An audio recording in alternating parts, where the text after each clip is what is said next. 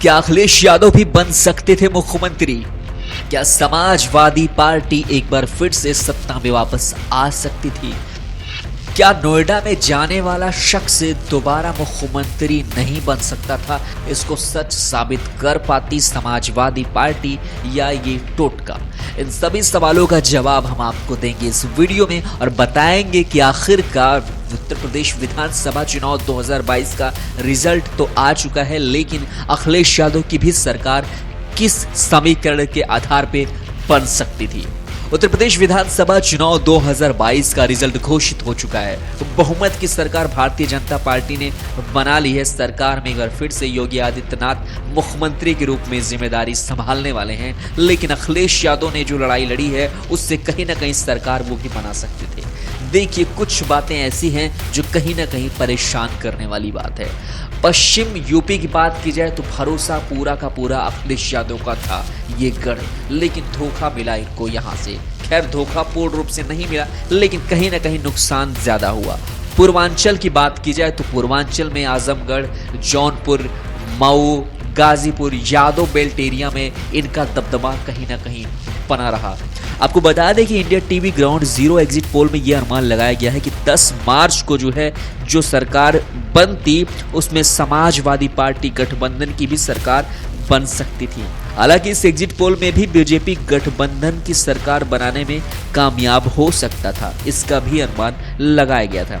India TV ground zero exit poll के आंकड़ों के मुताबिक बीजेपी अगर 180 से 220 सीटों पर सिमट जाती तो बहुजन समाज पार्टी 2 से 12 पर रहती और एसपी यानी कि समाजवादी पार्टी 168 से लेकर 208 तक जरूर पहुंचती। वही कांग्रेस का भी 2 से 8, जबकि अन्य के खाते में 2 से 4 सीट जाने का अनुमान लगाया गया था।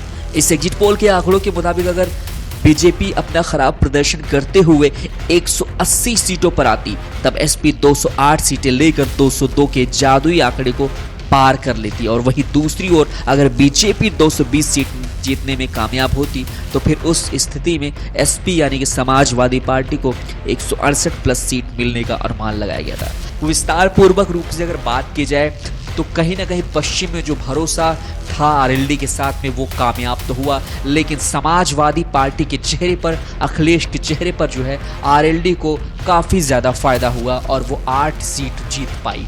और वही बात की जाए पूर्वांचल की तो पूर्वांचल की सभी सीटों पर जहां अखिलेश यादव पूर्व कॉन्फिडेंस के साथ में ये बोल रहे थे कि विजय यात्रा में जो भीड़ हुई है उस भीड़ से हम पूर्वांचल में सफाया करने वाले हैं, वो कहीं ना कहीं इनकी गलत फहमी थी।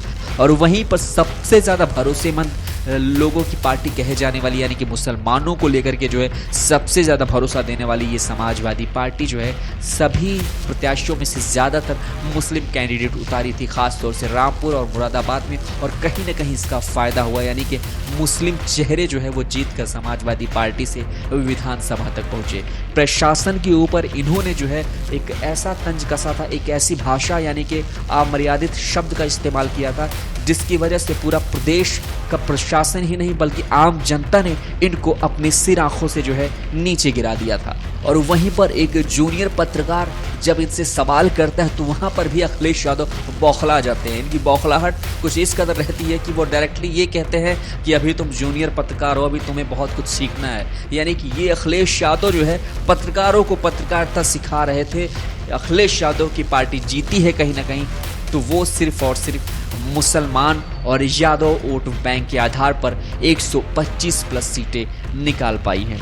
और हो सकता है कि 5 सालों में अखिलेश यादव यह भी सीख लें कि अगर सरकार सत्ता में वापस आना है तो सभी जातियों को एक साथ लेके चलना पड़ेगा, क्योंकि जातिवाद का जो धब्बा अखिलेश यादव पर लगा है यानी कि मुस्लिम और यादव की राजनीति करने का, वो कहीं ना कहीं नुकसान इस बार पहुंचाया। और ख़ास तौर से मुस्लिम वोट बैंक और यादव वोट बैंक भी इनसे थोड़ा बहुत कटा हुआ नजर आया और भारतीय जनता पार्टी के पक्ष में गया। और ये भी कहा जा रहा है कि आने वाले 10 सालों तक जो भी पार्टी नहीं दिख पाई है सत्ता में, उसका वर्चस्व यानी कि उसका अस्तित्व खत्म हो गया है। तो क्या ये कहीं अखिलेश यादव यानी कि समाजवादी पार्टी का अस्तित्व खत्म होने की कगार पर तो नहीं है? क्योंकि 10वीं बार यानी कि 10 साल हो चुके हैं ये पार्टी लगातार दूसरी बार विधानसभा में नहीं पहुंची है।